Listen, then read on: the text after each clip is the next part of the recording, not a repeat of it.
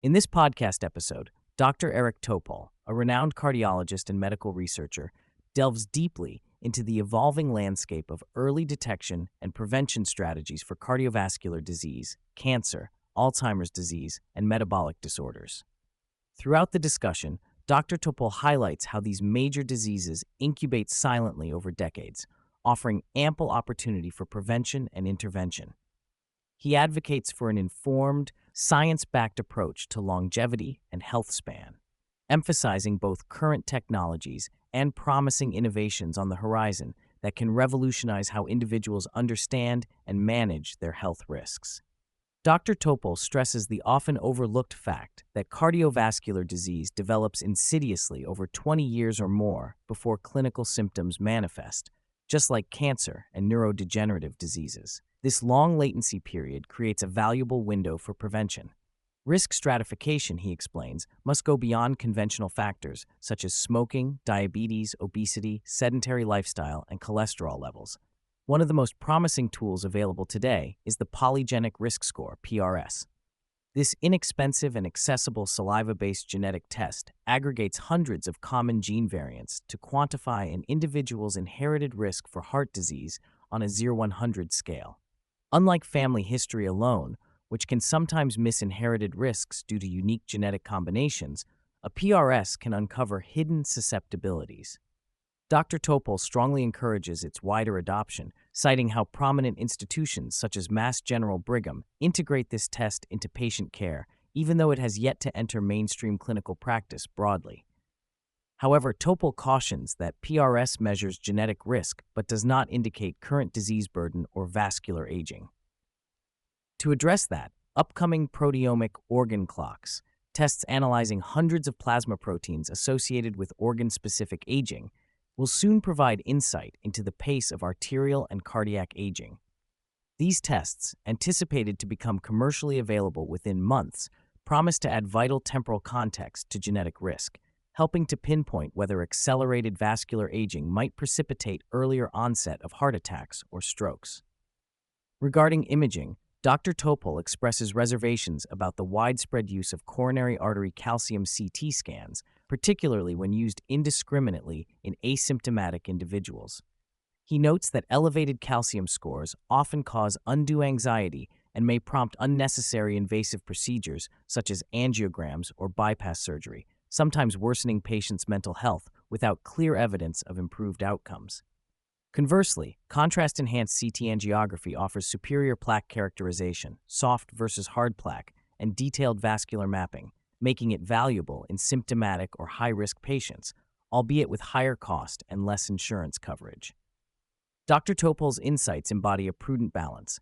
Use the most informative, cost-effective tests to screen, avoid overdiagnosis and overtreatment, while empowering patients to take preventive action informed by their risk profiles. Echoing the long preclinical phase of cardiovascular disease, Dr. Topol recounts how cancer often develops silently for decades before clinical diagnosis.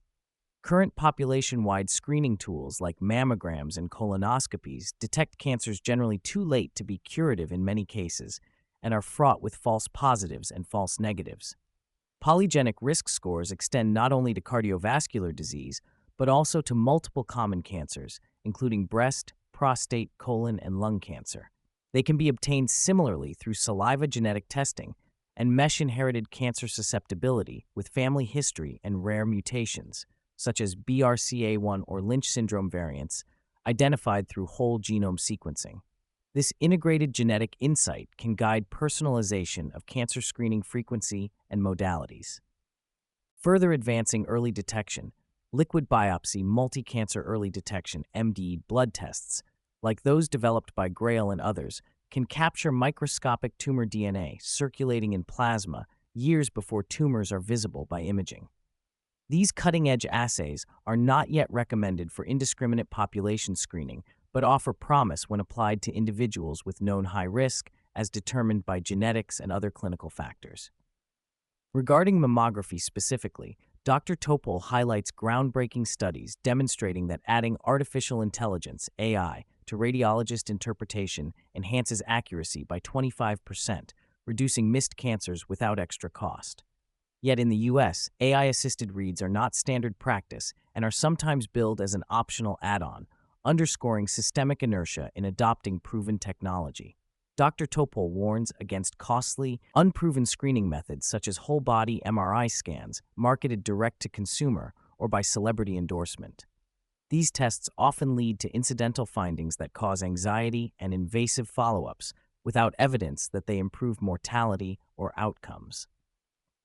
He clarifies that total body MRI can be appropriate for targeted evaluation if preliminary blood tests indicate cancer presence, but should not be used indiscriminately. This nuanced perspective cautions listeners to critically appraise marketing hype around novel diagnostics, rely on validated tools, and engage in shared decision-making with medical professionals informed by rigorous evidence. Alzheimer's disease and related neurodegenerative diseases have historically lacked early predictive tools. Dr. Topol praises new blood biomarkers centered especially around phosphorylated tau at threonine 217, which correlate closely with PET imaging, yet can be measured non-invasively from plasma. This remarkable test can detect AD pathology up to 2 decades before cognitive symptoms emerge. The availability of such blood tests, offered through major clinical laboratories like LabCorp and Quest Diagnostics, heralds a paradigm shift in identifying and tracking Alzheimer's risk. Dr. Topol advises individuals with known genetic vulnerability, such as ApoE4 carriers and/or family history, to pursue this testing and subsequently intensify lifestyle modifications shown to reduce risk, including exercise, diet, sleep hygiene, and social engagement. Dr. Topol also underscores that neurodegenerative diseases like Parkinson's may be linked to environmental toxins, citing recent research associating pesticide exposure near golf courses with increased Parkinson's incidence. This highlights the complex interplay of genetics, environment, and lifestyle in disease risk and the urgent need for further research and environmental regulation. Turning to metabolic conditions such as type 2 diabetes and metabolic syndrome, Dr. Topol notes these diseases are often easier to catch early via routine blood tests, fasting glucose, HbA1c, and crucially, are driven by both genetics and lifestyle. He points out that a significant portion of people with prediabetes are not obese, illustrating genetic complexity. Recent advances in gut hormone therapies, particularly GLP-1 receptor agonists like semaglutide, brand names Ozempic, Wegovy, signal a promising frontier in managing metabolic and broader age-related diseases. Beyond weight loss, these drugs have shown benefits in reducing inflammation, improving kidney and liver health, and even potential in neurodegenerative disease prevention. Dr. Topol anticipates future combinations of gut hormone drugs in pill form will become increasingly commonplace tools for disease prevention and health span promotion. Interestingly, Dr. Topol clarifies that age-related diseases, including cardiovascular, cancer, and neurodegeneration, stem from immune system dysregulation and chronic inflammation rather than solely from overeating or excess calories. This explains why lifestyle alone might be insufficient for some, and why emerging therapeutics modulating immune function and inflammation are vital complements. Biological age measurement is a rapidly expanding field, but Dr. Topol urges caution against overinvestment in many commercial biological clocks, particularly methylation-based epigenetic age tests marketed directly to consumers at high cost without standardized validation. While these tests can suggest epigenetic rusting, they do not presently provide actionable or organ-specific aging data with precision. He advocates for a more meaningful advance, proteomic organ clocks that assess hundreds of proteins to reveal the aging status of specific organs like heart, arteries, brain, and immune system. Although not yet widely available, these tests are inexpensive, reproducible, and will soon be vital in guiding personalized interventions. Exercise remains the only intervention consistently proven via large studies to slow epigenetic aging. Dr. Topol encourages a combined routine of 5 weekly aerobic exercise sessions, complemented by 2 resistance training and balance workouts, emphasizing that moderate activity, e.g., 7,000 steps daily, yields substantial benefits. Despite ongoing questions about risks of extreme endurance exercise, consistent, moderate exercise tailored to individual capacity remains foundational to healthy aging. Throughout the interview, Dr. Topol acknowledges systemic challenges in medicine's slow adoption of validated innovations and the confusion faced by individuals navigating health information amid competing commercial interests and uneven clinical practice.